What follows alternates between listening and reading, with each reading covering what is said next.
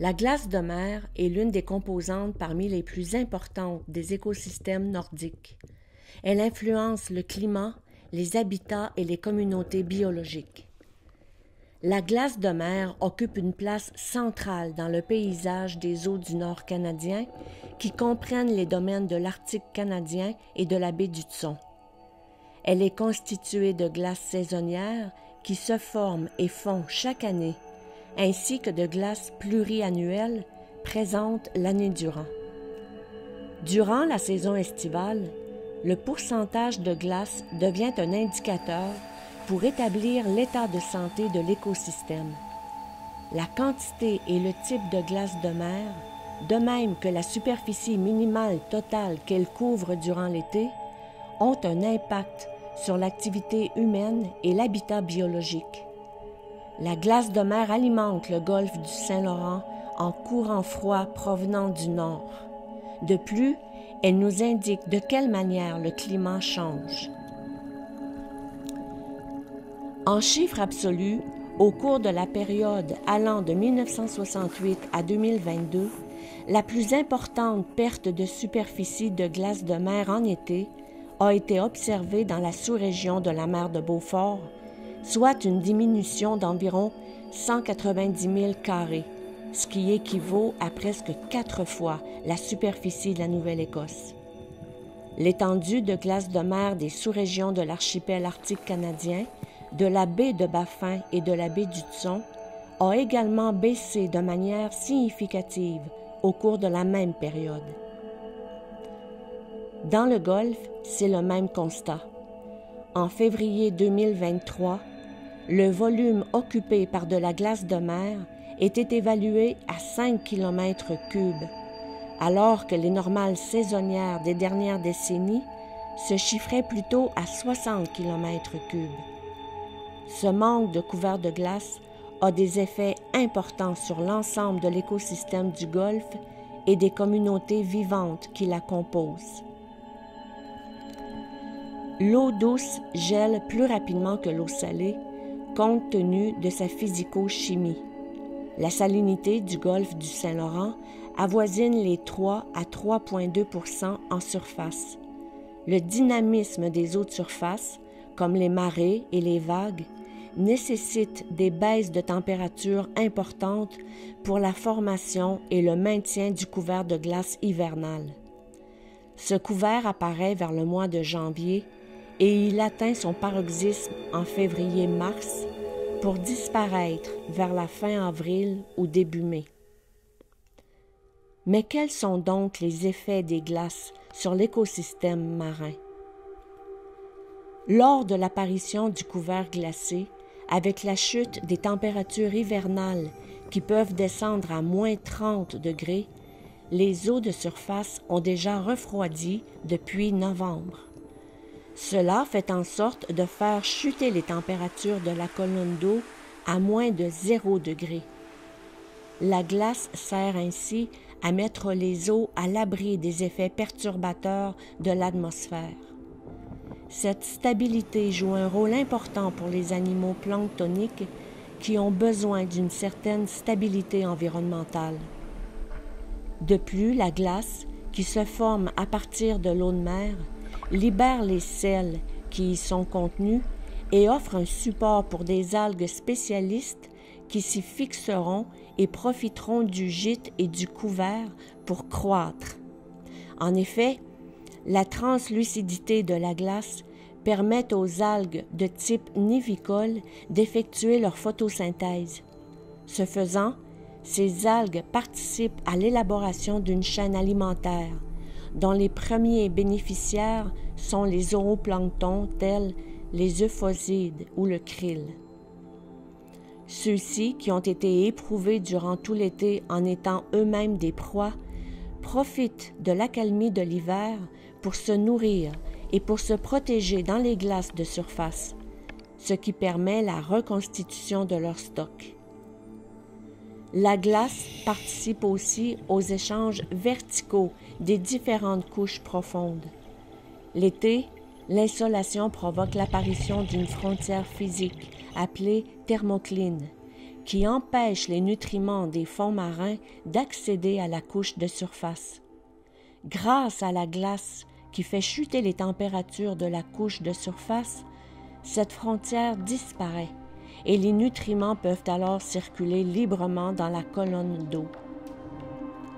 Avec l'apport de glace, la productivité des océans augmente et perdure dans le temps.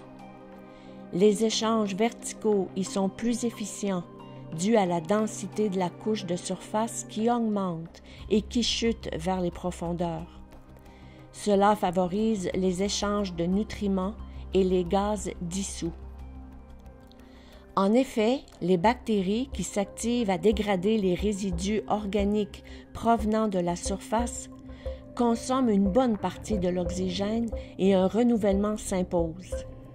Ce renouvellement est assuré par les glaces qui alourdissent les eaux avoisinantes en abaissant leur température et en augmentant leur contenu en sel.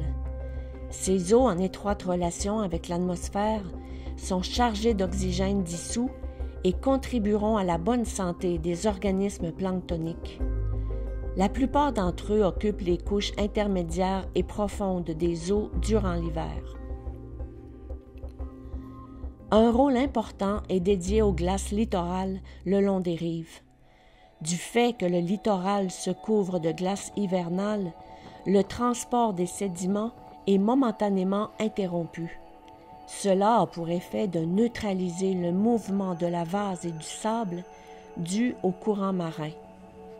De plus, l'énergie contenue dans les vagues provenant du large est perdue dans ces masses de glace compactes avant d'atteindre les rives. Il est maintenant facile de comprendre comment l'érosion littorale est en étroite relation avec le couvert de glace et quels en sont les bénéfices pour les villages et habitations situés à proximité des rives. Un autre rôle moins connu de ces glaces littorales, bénéfique aux communautés animales, est celui de bêcher les sédiments dans la zone située entre la marée basse et la marée haute grâce au ballottage des glaces. Ce phénomène permet de remettre en circulation des particules et des molécules organiques enfouies et inaccessibles sous le mouvement des vases et des sables provoqués par les courants littoraux. Une autre chaîne alimentaire s'active alors, bénéficiant à des organismes fouisseurs. Autant les amphipodes crustacés, comme les gamarres et plusieurs types de vers marins, en profitent. Les oursins plats, qui sont déjà des organismes actifs pour remuer les sédiments, sauront profiter eux aussi de cette manne que les glaces littorales leur offrent. Tous ces animaux en nourriront d'autres et le cycle de la vie continuera à se perpétuer. Une promesse de bonne santé de l'écosystème marin. Tout ça grâce à cet élément capital qu'est la glace de mer.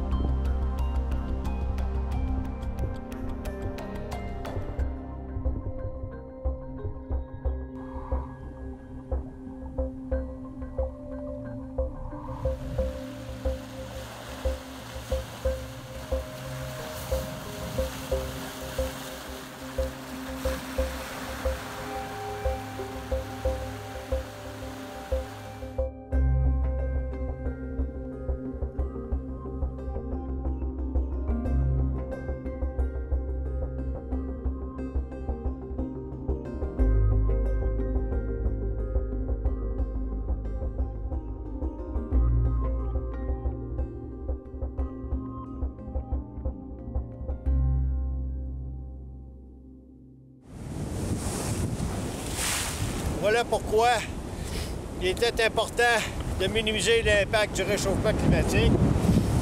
La construction de la banquise protège les littoraux le long de la côte nord et de la rive sud contre les tempêtes effrénées en période hivernale et automnale, ainsi que printanière. Donc, le fait que le réchauffement diminue la période de gel, ces bordillons sont réduits dans le temps Mais ici, on se rend compte qu'ils agissent très efficacement pour protéger les livres de la mécanique des vagues.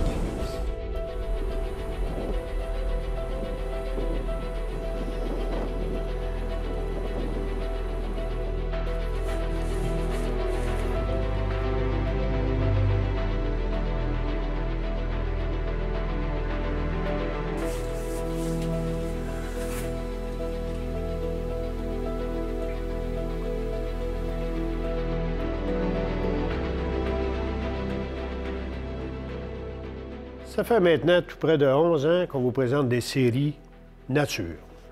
Bahia Découvre-le-Saint-Laurent nous a imposé de nombreuses, des centaines d'heures de navigation dans des conditions souvent très difficiles. C'est aussi l'implication de plusieurs scientifiques, des heures de recherche, des heures de montage avec Nous TV et l'équipe de Nous TV. En espérant que l'ensemble de la production vous aura été utile pour que vous soyez plus en mesure maintenant de comprendre l'implication du réchauffement climatique sur l'ensemble du système du golfe Saint-Laurent. Sur ce, on vous souhaite à bientôt.